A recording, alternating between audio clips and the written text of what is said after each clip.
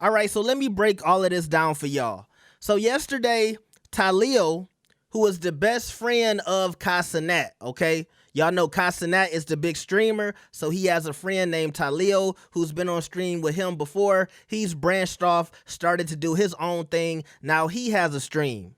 Now, similar to Kai's streams, he had a stream where he was inviting celebrities to his house and his apartment. So Tylil had Michael Rainey Jr. from Power. That's the kid that plays Tariq. And he also had Chinese Kitty there. Now, during the stream, Tylil's sister walks up to Michael Rainey Jr. and she grabs his package, okay? She groped him. Now, you can see it was very uncomfortable for Michael Rainey Jr. And I heard that after it happened, he left.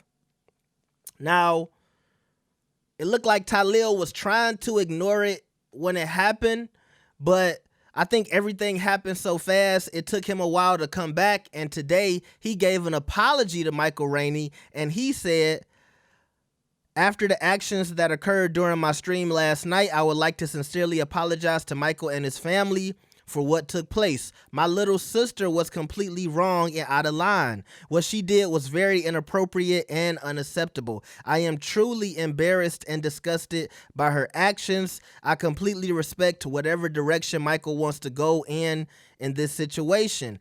After watching the clip, I was completely taken aback by what she done. I will take extreme precautions with future streams to avoid similar issues and have banned her from participating in future streams. I do not condone any type of assault." And number one, I kind of feel bad for Tylil because of his sister's actions. I'm hoping that this doesn't ruin his streaming career or his entertainment career, or it doesn't stop people from wanting to work with him in the future. But let's get to the victim, because Michael Rainey also put out a statement. And so Michael Rainey said, "At this point, everyone has seen the video circulating online. I am still in shock and don't fully know how to process what happened last night. This is an unfortunate situation that I do not condone in any way. I can't take it lightly because I know I would be in serious trouble if the roles were reversed." And I saw a lot of people talking about that as well. The fact is, sexual assault is never okay, regardless of gender or status. We're all human and we should respect each other. Most importantly, we should always respect ourselves, okay? Now, first off, we're keeping Michael Rainey in our prayers because I hope this didn't trigger him or set off any type of psychological damage from this situation, because it is something that we should take seriously.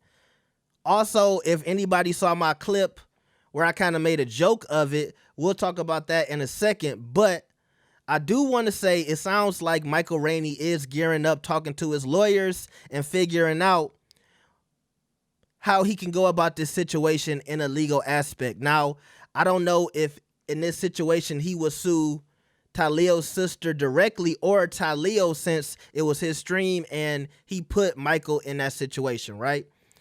Now, here's my thing. I made a clip about this and it started going viral. It had 500,000 views on TikTok in a couple of hours. I don't never get no views on Twitter. It started going everywhere.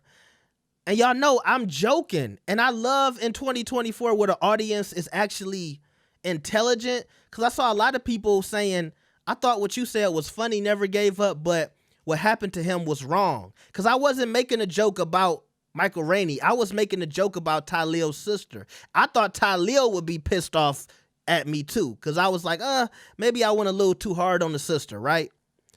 But regardless, when I saw Michael Rainey taking this serious, I said, you know what, I'm going to delete it because I don't even want anything to get misconstrued. A lot of people thought it was funny. It was getting thousands of likes, all that shit. But I said, hey, I don't want Michael Rainey to feel like nobody is taking this situation lightly.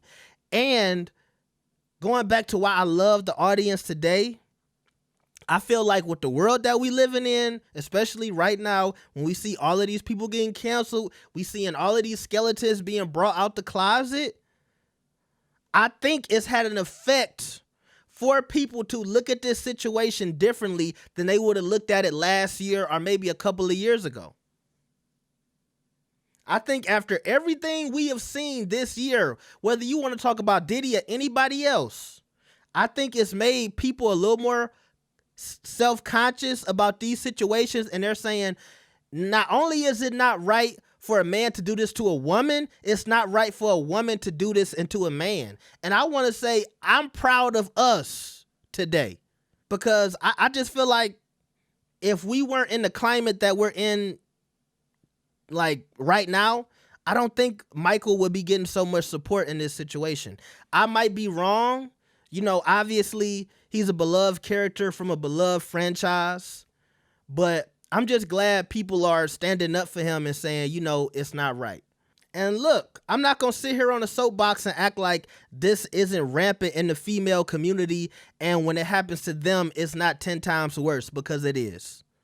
But also, I need us to understand that this happens not only to a lot of celebrities, because think about it, all the male celebrities that women love, you know what they do when they see them.